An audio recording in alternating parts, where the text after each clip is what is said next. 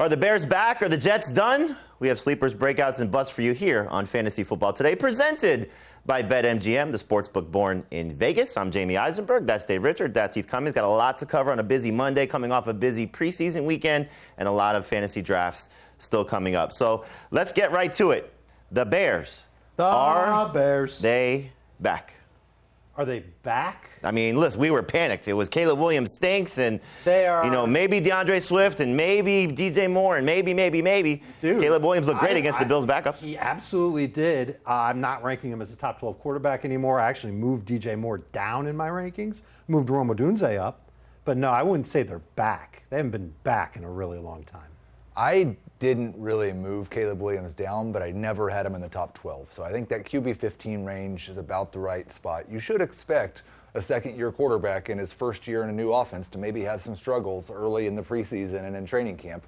And it looks like he's starting to work through some of that. Like I said, Dave said, I don't think he's a top 12 quarterback, but he certainly has the upside to be a lot better than a top 12 quarterback. So after watching that, again, it was against Bills backups. You were there. You saw joint practice. You went there last week. Friday, so you got to see a little bit more of ones versus ones, and Caleb had his ups and downs as he's kind of had all. He actually throughout. had way more ups than downs in the practice. Now, he didn't take a lot of chances downfield. There were a couple times when he did, and he connected. I remember a deep post to Rome Odunze that Odunze leaped up for. That was great. He had a great connection with Loveland. That was kind of like the one that we saw in the preseason game, but he didn't have any turnovers. He wasn't really that much off target. He just kept it kind of short. It's almost like his instructions that day, Jamie, were take what the defense gives you. And there's a lot of that in the National Football League. And when that happens, that leads to a high completion rate. You get a lot of yards as a result. Sometimes you get extra yards because receivers make plays after the catch. And we know Chicago has a lot of guys that can do that. They can make plays after the catch, and those numbers do rack up. It was a good practice, I would say, for Caleb Williams. Why DJ Moore down? Why Rome Odunze up? Because DJ Moore seems to be used more like he was late last season. And do you remember that? His ADOT was under 6 yards per target, or yards per average depth of target. I should know that stat by now. And he had a lot of targets. I think that number comes down a little bit. And if he's just going to be this kind of short area safety valve for the Bears, and Rome Odunze is going to be the downfield threat, and we know that Caleb Williams can hit those downfield throws. We saw that in the game on Sunday. Then, yeah, I'm not as excited about DJ Moore, and I'm much more excited about Rome Odunze. I'm still going to draft DJ Moore first, but he's more of like a round 5-ish type pick, whereas Rome Odunze has crept into round 7 for me. We're going to get into sleepers, breakouts, and busts later in the show, but let's give you a preview because DeAndre Swift, breakout running back for you, yes. DeAndre Swift, bust running back for you. Let's have this argument right now. Oh, right off the top. Well, DeAndre Swift's being drafted somewhere around RB20 in most leagues, in round 5 in most leagues. He's never finished worse than RB24. His best season on a per-game basis, RB15 with Ben Johnson, who he's been reunited with in the season when Jamal Williams had 17 rushing touchdowns. They added nothing besides a 7th-rounder in Kyle Monangai. The guy who was supposed to be the clear number 2, Roschon Johnson, hasn't been healthy, and nobody in Chicago ever even mentions the guy. It's amazing how many press conferences they can have without talking about him. It's DeAndre Swift. He's the lead running back. He's going to be a top 20 running back, and he might be a top 12 running back. So I'm going to tell you the biggest problem that I saw at Bears practice on Friday. It was the offensive line, and a lot of it was more because of what they were doing before the snap. 5 false start penalties for the starting unit. That pushes the ball back, as everybody knows. There was a holding penalty. That brought a play back. We know that they've got issues up front. I know they added some great guys at guard and center. This unit needs a lot of work, and it's preseason, it's training camp. They can always get better. I think that we're going to consistently see multiple running backs in Chicago's backfield. It's going to be DeAndre Swift and Monangai got hurt in Friday's practice. We know that you already said it. Roschon got hurt. They could add another back, and there's a bunch of running backs that are available. They might make a trade. We've seen Ryan Poles make deals before in season. So that worries me a little bit more. And last but not least, if I'm drafting a running back who could be RB24, I don't want to take that guy in round number 5. So he's somebody that I'm interested in, but it's got to be lower than what the ADP says. I think we're reaching a little bit on DeAndre Swift. The only pushback to what you said was could be RB24. He's never been worse than RB24. That is the floor, and you're drafting Swift closer to his floor than his ceiling. I'm very curious his role in the passing game. I think that's going to kind of sway where he is, and his best year catching the ball was with Ben Johnson when he was the passing game coordinator for the Lions. So hopefully that's where DeAndre Swift will save you if you are taking him in the 5th round. Let's go to the Jets, which has a team that has a lot of people panicking because Justin Fields has not looked good, did not look good against the Giants. Breece Hall is in a rotation now with Braylon Allen and maybe Isaiah Davis. Garrett Wilson's obviously struggling as a result of Justin Fields' struggle. So, Heath, where are you coming out on Justin Fields now, who you have as a breakout candidate? I have not lowered Justin Fields based on the preseason at all. And part of that is because my argument for drafting him as high as I am is that in a one-quarterback league, floor doesn't really matter. There's going to be 6 quarterbacks on the waiver wire that might score you 20 points in a given week in most leagues, not all. Know your league if it's different. I am a little bit worried about Garrett Wilson, just because Fields can succeed as a starting fantasy quarterback without having good passing numbers. If he's throwing for 200 yards a game, Garrett Wilson's not going to be a very good pick. It was hard for me when we looked at wide receivers to find a bust, and I didn't pick Garrett Wilson because on CBS he's around 4 or 5 pick. I think that's where he belongs, whereas on most sites he's around 3 pick. Am I panicking if I move Justin Fields outside of my top 12? And I mean just outside of my top 12? It's your rankings. I've moved Drake May ahead of him. I've seen enough from Drake May to be encouraged by him. I know that he doesn't have a receiver like Garrett Wilson, like Justin Fields has.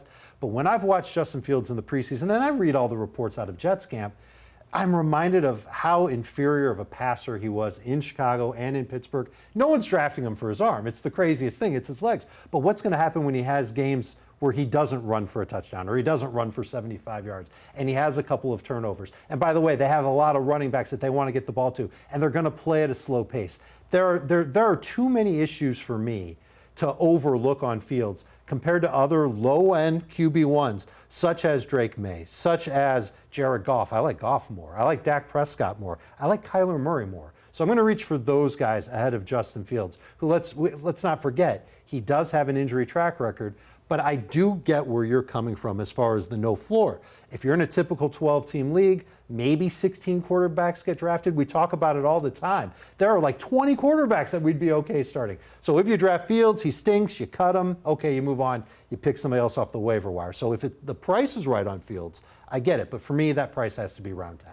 Couple of news items before we get to some injuries. Joe Flacco named the Browns starting quarterback, so we can all celebrate what that means for Jerry Jeudy, David Njoku, Cedric Tillman, and maybe now Isaiah Bond, who they have officially signed. I can't believe we're pumping our fists and saying yes for Joe Flacco. He's thrown for 4,700 yards and 32 touchdowns in his last 17 games. It's 2025, and Joe Flacco is still somebody that we're rooting for. Last time he was a quarterback for the Browns, they went to the playoffs. He was the comeback player of the year at the end of the 2023 season. Fox Sports is reporting that Brian Robinson Jr. is on the trade block. There was a report in Jacksonville today that maybe Tank Bigsby could be traded. Heath, how much are you monitoring these potential trade rumors, especially the Brian Robinson one, because it is coming from a national site? One of those guys getting traded to the Bears is the only way Dave's right about DeAndre Swift being a bust. That would terrify me. And obviously for the other guys on those teams who are monitoring, because if they go away, it makes it better for Ja'Cory Krosky-Merritt. It makes it better for Travis Etienne and Bashal Tutin. But at this point, I think you just expect they're going to be on their teams. And I think if you're drafting, Robinson can still be a flex option if he's traded. Could be traded to Dallas. I don't think they'll trade him in division, but could be a situation like Houston if they're worried about Joe Mixon. So just something to keep an eye on there. And you may see a running back for running back trade. Maybe Breece Hall goes to Washington and Robinson goes there to alleviate some headaches that could be dealing with that those teams could be dealing with because of some complaining that we're not aware of. We have a Devon Achane situation to worry about. So Heath, I'm going to come back to you on this one here because he's dealing with a soft tissue injury in his lower body. Mike McDaniel did not say what it was, but you are the high guy on Devon Achane by a lot, probably the highest guy in the industry. Have him as your second running back, at least prior to this news. Are you concerned yet about Achane, and are you moving him down? I feel a little concern in the inside. It's not coming out to the rankings yet.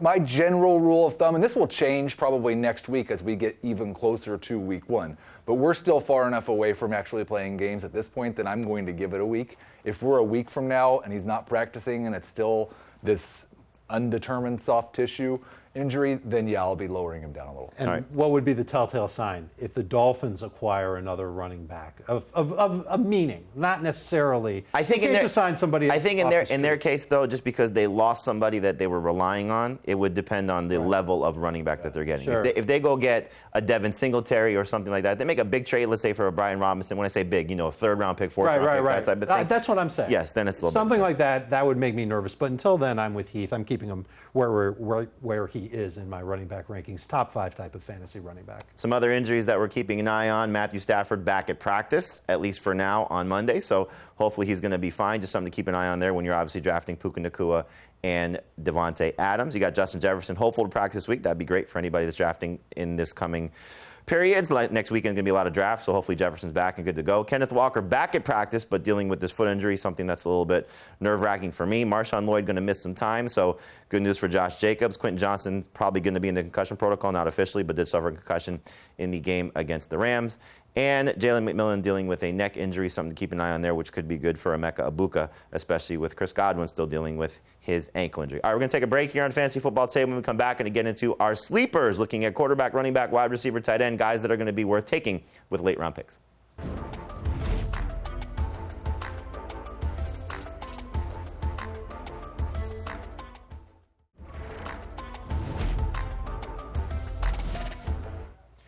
Welcome back to Fantasy Football Today, presented by BetMGM. We're getting into sleepers right now, quarterback, running back, wide receiver, tight end, and we're going to involve you. So we're going to show you our list at each position, and then we did some X polls to have you guys vote on which sleepers you like best, breakouts, etc. But we'll start with the quarterbacks here, and here are the 3 quarterbacks that we're saying are the players that we're looking for later in drafts. We talked about this, about maybe Justin Fields, and you could take one of these other quarterbacks instead of Fields, or you can maybe just pass on somebody like Fields and take a Jordan Love, who's Heath's sleeper, J.J. McCarthy, who's Dave's sleeper, and Trevor Lawrence for me. So, Heath, I'll start with you. Jordan Love dealing with the left thumb injury, expected to be fine for week 1.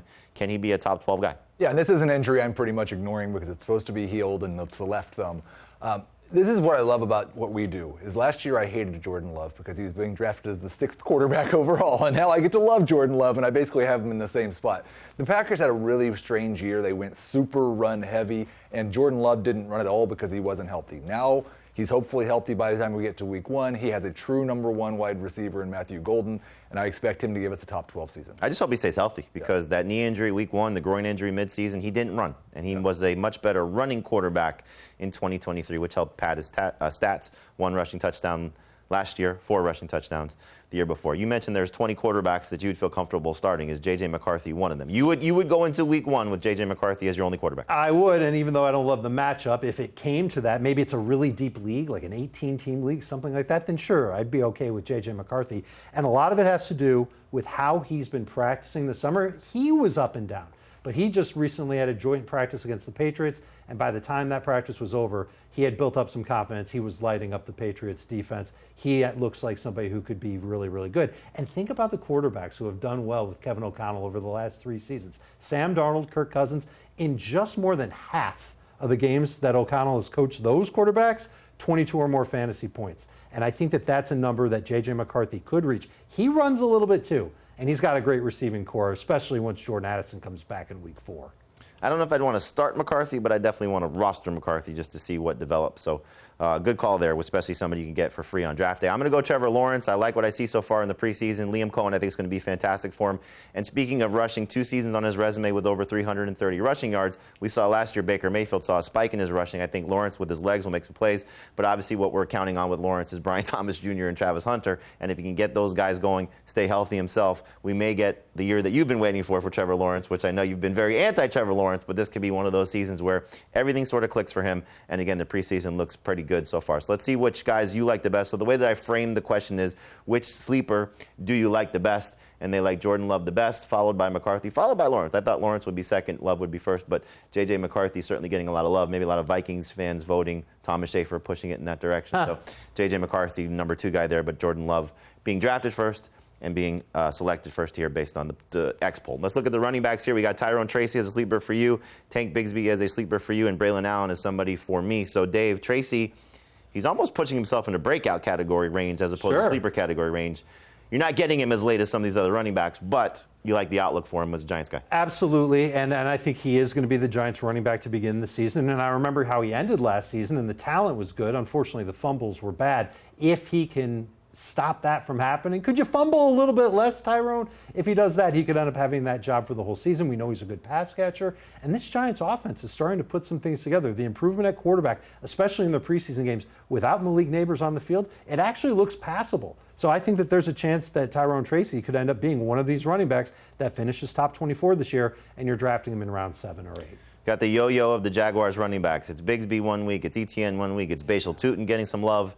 Bigsby's the guy, though. Is that the one you're targeting first, or is that the one that you're settling on based on ADP? Because ETN's still going first, Bigsby right now going second, and he was the one that was the starter in the second preseason game. Full PPR, I would still take ETN first. Half PPR, I'd probably take Bigsby. Non, I would definitely take Bigsby. And it has been kind of confusing how they've used them in the preseason. My expectations have remained pretty similar, that Travis Etienne's going to be the guy that has a chance to catch 50-plus passes.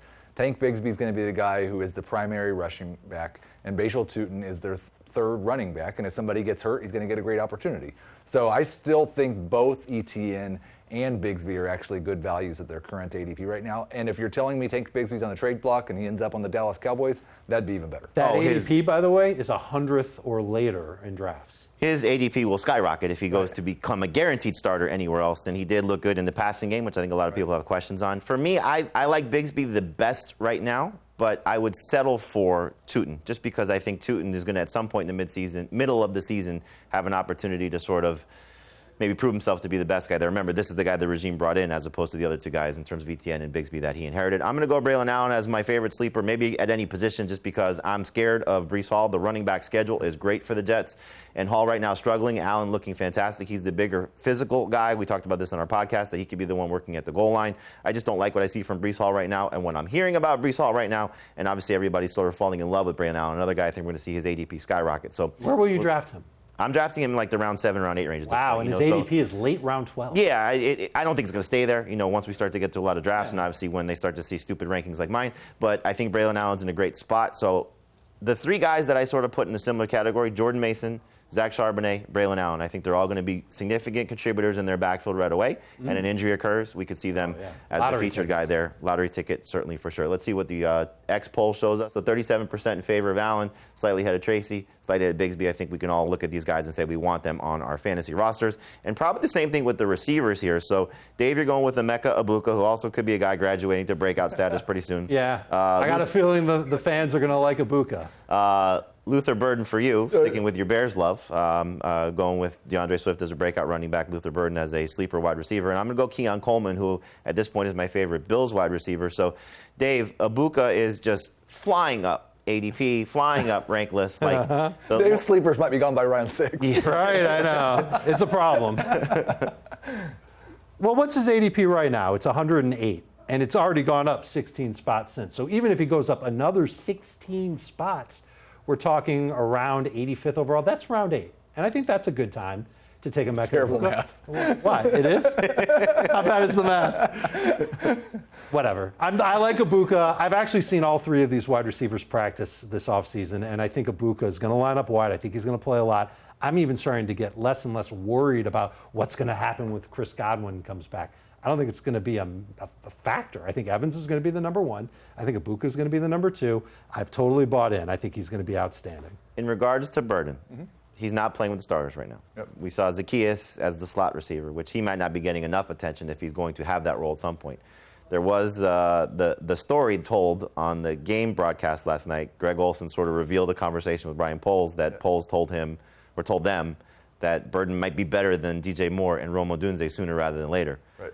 Do you care about where Burden's lining up right now, or he just easy target late in drafts? No, and I think I do. I love that he's still playing with the second teams. It's the only reason we can still find him in round 12 or 13 and not where Egbuka's going in round 7 or 8. I think that we've seen so many times from these talented first or second round wide receivers that it's a slow start to the beginning of the year, maybe not even playing a full complement of snaps, and then they're league winners in the second half, and that's exactly what Burden could be. We'll talk about it more in just a minute, but I want a guy that Ben Johnson went and prioritized in his first draft. You just got to be patient with him. Don't go dropping him for Peyton Barber in week 4 or something. I hope Burden does well, because just easy target. And he looks the part. He really does. He does. You see him. He's going to be the slot receiver, and I think that's going to be fantastic for him. Keon Coleman right now is my favorite Bills receiver. I know we all like Khalil Shakir, but he's dealing with a high ankle sprain. I keep saying this. I go back to last year. He had those 2 games before the wrist injury. Coleman looked like things were starting to click for him. This Bills receiving core is so incomplete right now. I think Shakir is a good 2 or maybe 3. I know they like Josh Palmer. I know Dalton Kincaid's got an opportunity here. Coleman could easily be their alpha, and he's making a lot of plays in camp, and hopefully Josh Allen continues looking. I think it's going to be touchdowns that makes him a great fantasy option if he can get there. But right now, a good 3rd or 4th receiver you can target around pick 100. He keeps just moving up in my rankings. I like the setup for him, though, especially as long as Shakir is out. All right, let's show you what the X poll looks like here. No surprise that Ibuka is the favorite. Again, the way I framed it sort of puts it in that regard. So Ibuka running away with this poll, 73.3% ahead of Keon Coleman and ahead of Luther Burden. All right, let's get to the tight ends and the sleepers that we're looking at here. And Heath, your Bears love continues. Colston Loveland's the sleeper for you. Zach Ertz, Dave for you, and Dalton Kincaid for me. So I'm the Bills guy, you're the Bears guy. You mentioned it because Ben Johnson goes out and gets this guy. When in the world have we ever gotten to draft a top 10 skill position player in the double-digit rounds in their first year, especially when everybody loves this offense and what Ben Johnson might do for him? This is an absolute gift to get Colston Loveland after the top 100 picks, and you can often get him after the top 120. Do you feel like if you draft him, though, you have to draft a second tight end? I would prefer to draft a second tight end, but you can go draft Zach Ertz too. The other thing you could do, if it's a smaller league, you can probably find a tight end like Ertz or Jake Ferguson or Dallas Goedert on the waiver wire. So if Loveland just doesn't strike in the first couple of weeks, you put him on the bench, you find another tight end off the waiver wire. Zach Ertz was great last year. How much is this tied to Terry McLaurin, though, that maybe McLaurin doesn't show up early in the season or doesn't perform early in the season, and Ertz just continues to be a go-to guy for Jane? I think Ertz is going to continue to get targets. He's 34 years old, so he's only 3 years removed from his 28-year-old season. How was my math there, Heath?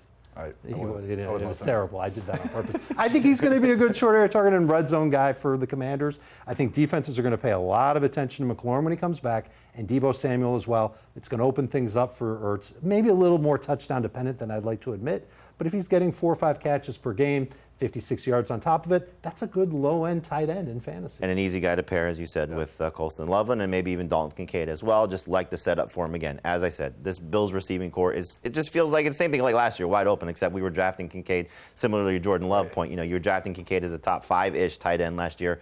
I know I overhyped him and didn't come through. We all did. I think the injuries were a big part of it, though. Forget about how he finished. Just his playing time and everything, how it sort of developed. Right. 2 separate knee injuries, played through both of them. Obviously was not at the level I think that the Bills were hoping for, and certainly what fantasy managers were hoping for, and now you're getting him with a late-round pick, so you can take a guy like Loveland, a guy like Kincaid. I probably wouldn't pair those 2 guys together, but somebody like Ertz and some of the other guys you mentioned, a Jake Ferguson, a Dallas Goedert, some of the veteran guys. So you can see what everybody looks at this on X. And I think Ertz, it's funny because he's probably going to be the safest by far.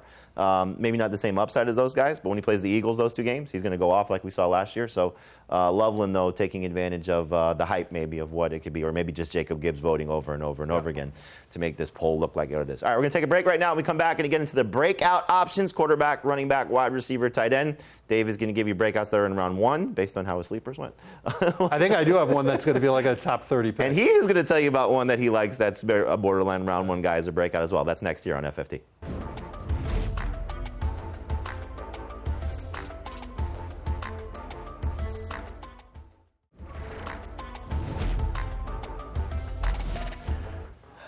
Welcome back to Fantasy Football Today, presented by BetMGM. Dave can't count. I don't know what team players are on. We're all over the place here. Let's get to some breakout quarterbacks here as we take a look at guys who I may think are still on the wrong teams.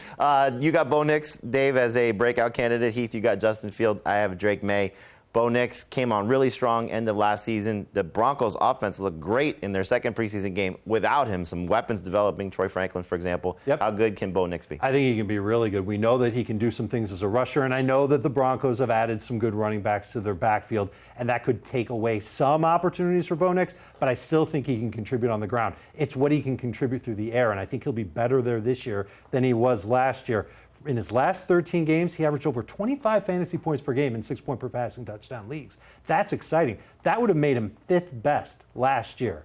Overall, he was barely in the top 10. So I think he can take that step forward and be a good fantasy starting quarterback in 2025. You said you're not budging off of Justin Fields despite the struggles in the preseason and the training camp reports. And so just reiterate the upside versus the downside. Yeah, well, I'll just talk about the passing for a second, because every year he's been in the career, in the NFL, his completion percentage has gotten better, his interception rate's gotten better, his passer rating's gotten better. The last 3 years, the sack rate's gotten better. I care more about that than I do about what he looks like in training camp practices and a couple preseason games. I will say this, got off to a slow start with the Steelers in the first 2 games last year. Last 4 that he started, over 24 fantasy points per game were his average, which would have put him in the top 5 conversation. So let's see if he can sort of right the ship a little bit once we get to week 1. For me, I'm going with Drake May, just like him all offseason, continued to move him up. He's a top 12 quarterback. Last year, his 10 healthy games, if he would have taken those projected stats, he would have been third in terms of rushing yards, which is obviously something that we like, would have been 630 rushing yards for him. So an easy guy to target late if he continues to look like this as a passer, connecting with Stephon Diggs, Kyle Williams, Demario Douglas, Mac Hollins, the group that they have there. I just think he's going to be a good second-year quarterback, take a big leap. Let's see what the voters decided here. So slight edge for Drake May over Bo Nix, which is a little bit of a surprise, but I think a lot of fantasy managers getting excited about Drake May. Obviously, Justin Fields not as excited, but still Fields might have the most upside of this trio based on what he could do with his rushing potential. Let's look at the running backs here. DeAndre Swift for you, Heath. We touched on that at the start of the show. Bucky Irving for you, Dave, and I'm going with another Patriot guy. I guess I'm an AFC East guy with the Bills sleepers and the Patriots breakouts here. But DeAndre Swift, again, just you like the setup for him with Ben Johnson. Absolutely love it. Offensive line will be better. The rushing will be more efficient. Very little competition for touches. It will be a two-back backfield, but he's the main guy, and he's shown huge receiving upside with Ben Johnson in the past. So, Dave, Bo Nix, solid rookie season, picked up as the second half took off. Yep. Bucky Irving, same thing. Exact same thing, and that's why when you look at his fantasy point per game total from last year, it's at 14.4, and you say, wait a minute, wasn't he awesome? And he was, but the first half of the year, he really wasn't getting that opportunity. Now it's about what he can do over a 17-game slate, and if he does how he finished last year, he's going to be awesome. But last year, when he was taking off, he was playing under 60% of the snaps in most of his games for Tampa. I think he can get a little bit more work on his plate. We know what he can do as a pass catcher out of the backfield, and that offensive line is only going to get a little bit stronger once Tristan Wirfs comes back at left tackle. I think this offense is about to take off. I want the running back in it.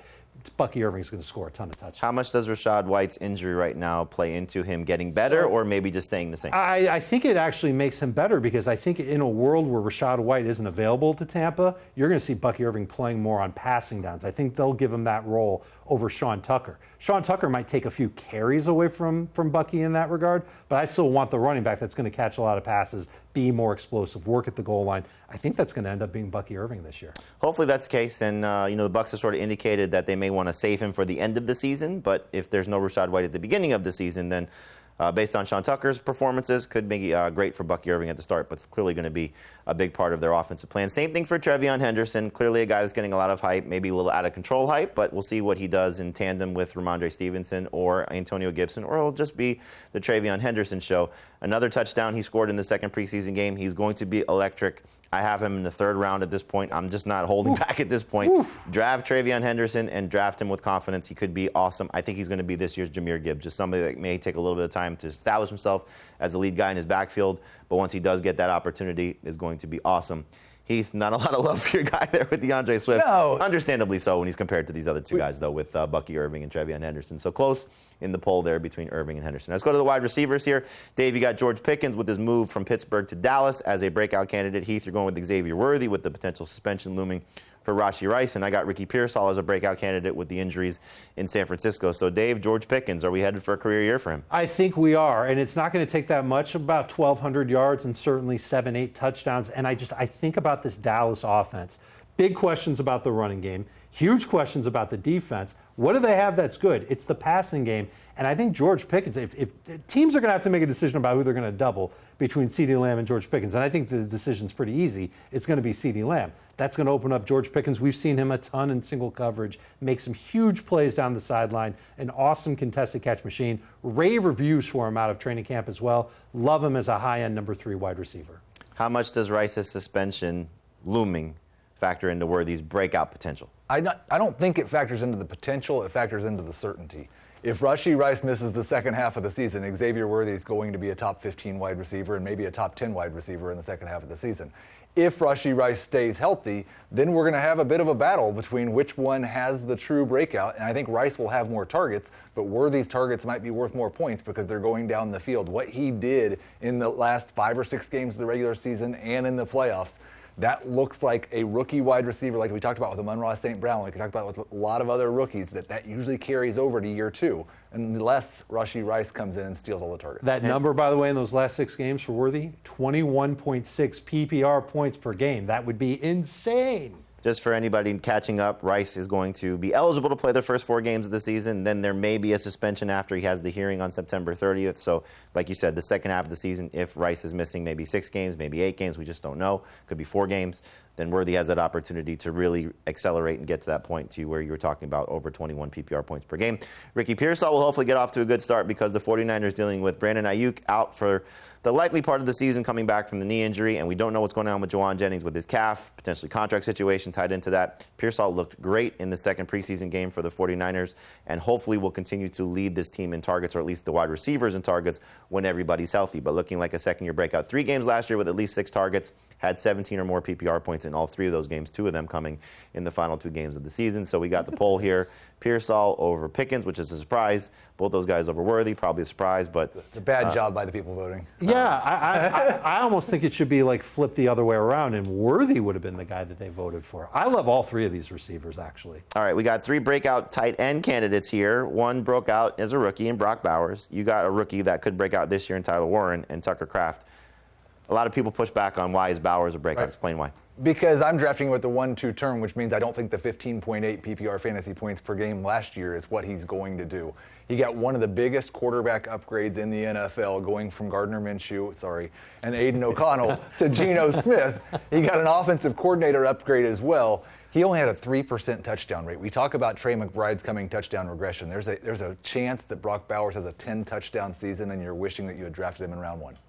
Tyler Warren going to be this year's Brock Bowers? I think he won't be quite as good as Brock Bowers. It's very rare for a tight end to be as good as Bowers was last year, but I think he can get close to that. I think that he's absolutely what the Colts wanted as far as a middle-of-the-field weapon, a safety valve for whichever quarterback that they start, and someone who can make plays after the catch. And we saw it in both preseason games. There were a number of times where the defenders needed multiple guys to take him down or off the field. He also was catching downfield passes. I think he's outstanding, absolutely targeting him. I'm going to have to take him in like late round 8, early round 9 now to get him on all my teams, but I'm going to do it. I think he's going to be really good. And Josh Downs dealing with a hamstring injury, which could obviously open the door for even more opportunities for Tyler Warren. I'm going to go Tucker Kraft. I just think everything Matt LaFleur said this offseason has a chance to come to fruition. You said they finally have a number 1 receiver in Matthew Golden, and we don't know who the number 2 is at this point because Jaden Reed, foot injury, Romeo Doubs dealing with a little bit of a back injury. It could easily be Tucker Kraft, and you've talked about this a lot. His efficiency is George Kittle-like. If he gets more targets, and we think they'll throw the ball a little bit closer to 2023 than they were 2024 when they were 3rd worst in pass attempts, so more opportunities for Kraft. Could be a red zone threat as well. A safe top 10 tight end with maybe top 5 upside. He can creep in behind the top 3 guys of Bowers, Trey McBride, and George Kittle. No surprise here, again, based on the way that I phrased this, which breakout tight end do you like the best? Brock Bowers, 53%. I thought this would be like 80 or 90%, to be honest with you. Sure. But again, I think people are just pushing back on can he break out again, but right. He, as he explained, expects him to be even better in 2025. All right, we're going to take a break right now. We come back and get into the bust, the players that you might want to avoid. That's next on FFT.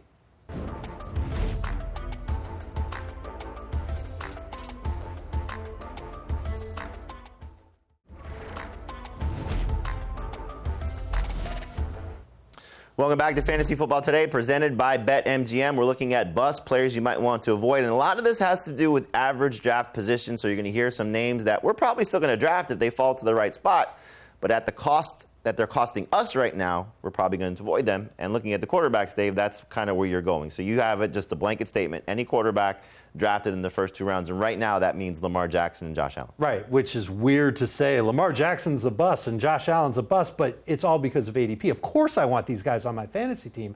I just don't want to take them over some of the other round 2 picks that we've seen in fantasy drafts. You see guys like Devon Achane is starting to fall in round 2 because of the uncertainty about his injury. Ashton Genty is kind of in that range. We know other receivers, Brian Thomas Jr., A.J. Brown, they're in that range. And I would rather go after those positions rather than the quarterback spot, because I know I can find a quarterback later on in the draft that's going to give me good value. Now, if it's round 3, I'm all over those guys. Would love to have them. But round 2, too soon.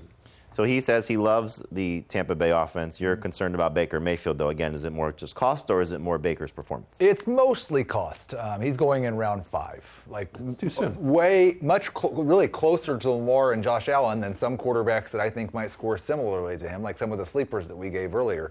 The other thing is, I was kind of starting to get nervous about this with the way Emeka Ibuka's kind of come into his own this summer. But he's not going to have Chris Godwin probably for the first 4 weeks of the season, and then who knows what version that is. Jalen McMillan's now banged up. So I don't know that he has the super elite wide receiving core to lift him up out of what would be touchdown regression for anybody else. You mentioned super elite receiving core. That was kind of the hope for Patrick Mahomes, and now we have this Rashee Rice suspension looming, and another guy that's getting pushed up to a range where I'm just not so comfortable with it in round 4 at this point. Now, we all agree on the top 5 quarterbacks. Whatever order you have them in, it's Lamar, Allen, Daniels, Burrow, Hurts. And then it's kind of Mahomes kind of just sitting there as the 6th quarterback. But there should be some separation between those top 5 guys and Mahomes. And maybe even round 5 is too soon. The earliest I would take him is round 6. So I think Mahomes has a chance to be better than the sub-21 points per game that he's given us the last 2 years. But I hope it's with a full season of Rashee Rice or close to it, which we don't fully expect, but as much as Rice as he can get, and then the potential of Worthy and hopefully a bounce-back season for Kelsey. But the bust that you're most worried about at quarterback right now is Mahomes, based on our poll. Let's go to the running backs here. We already touched on DeAndre Swift, who's a little bit nervous, a guy who's nervous for Dave. Yeah. Alvin Kamara, you guys, I think, disagree on this. Did we ever settle on our bet of who's going to be better? It was half PPR, right? Half PPR. Yeah, I've got Kamara, he's got Swift. All right, we'll figure that out on our podcast here. So why is Kamara a bust for you? Well, I'll say I got pretty good odds on that bet because these guys are being drafted nowhere close to each other. I guess maybe Dave did. But he's currently going in round 3 as a 30-year-old running back who has missed time each of the last 3 seasons. And I think Kellen Moore is going to be a good coach.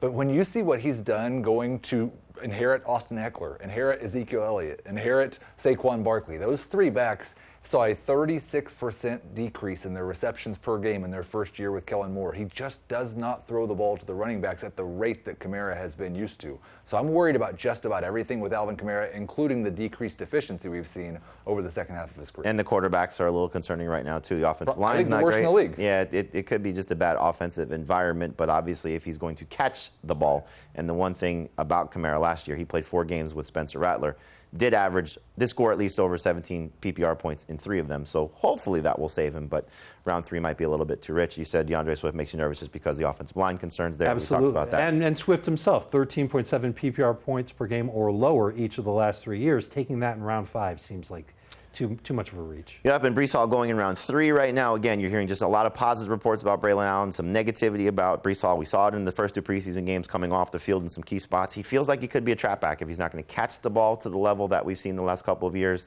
He's been over 50 receptions each of the last 2 seasons, so I'm just nervous about Breece Hall. I'll take him in round 5. He just doesn't fall to that range, and Breece Hall is leading the poll here of which bust running back worries you the most by comparison to Alvin Kamara and DeAndre Swift. So people like Swift in this poll don't love him in the breakout poll. Yeah. So maybe just with the other guys he was associated with. All right, let's talk about the bust wide receivers here. Dave, you got Zay Flowers as a bust. Heath, you got Marvin Harrison Jr. For me, Terry McLaurin. I'll just get McLaurin out of the way. I'm nervous about the hold in. Even if he does sign at this point, he's not going to crack the top 24 for me. So I'm going to keep McLaurin outside the top 24.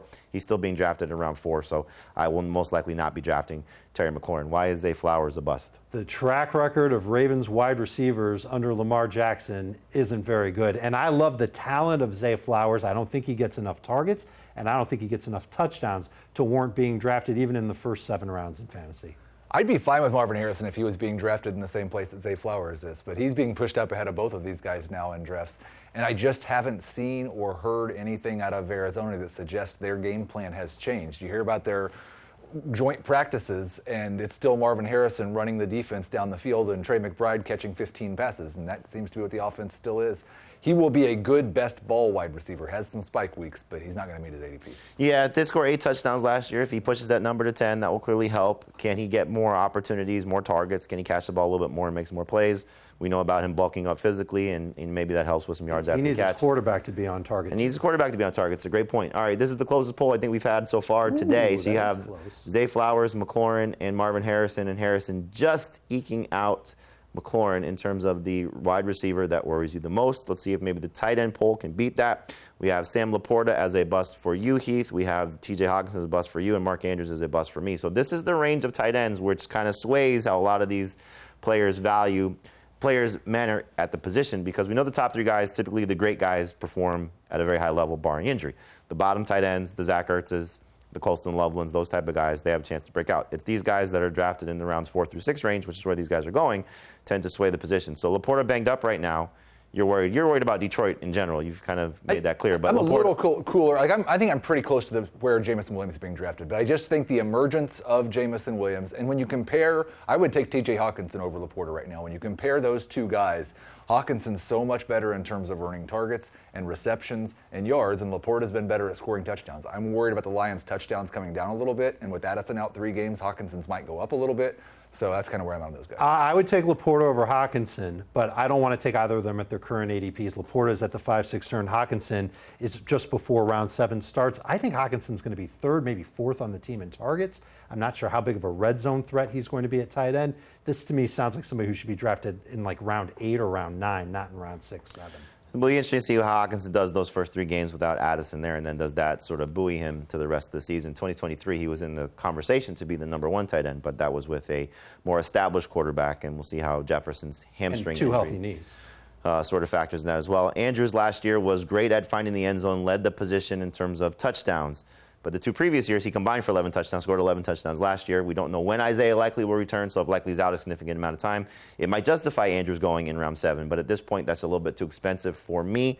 I'm a little concerned, again, with the addition of DeAndre Hopkins. Will the touchdowns be there? And I'm surprised that he's winning this poll, but Mark Andrews is the tight end that worries you the most.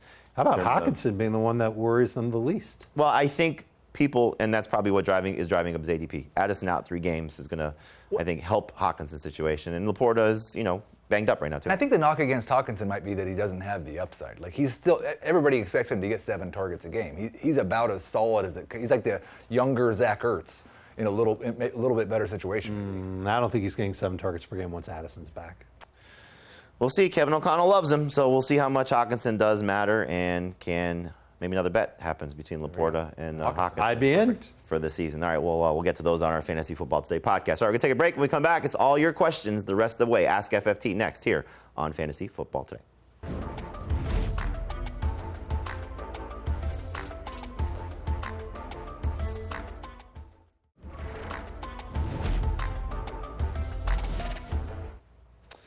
Wrapping things up here on Fantasy Football Today, presented by BetMGM. We got our Ask FFT, and the first one is starting up a new league. What are some unwritten rules, Heath, that need to be made clear? The first one is don't have any unwritten rules. Write down the rules so everybody knows what the rules are so you don't have arguments in the middle of the season. The second one I would say is the only way a trade is getting reversed is if it's collusion. And if you have collusion, those people should be kicked out of your league.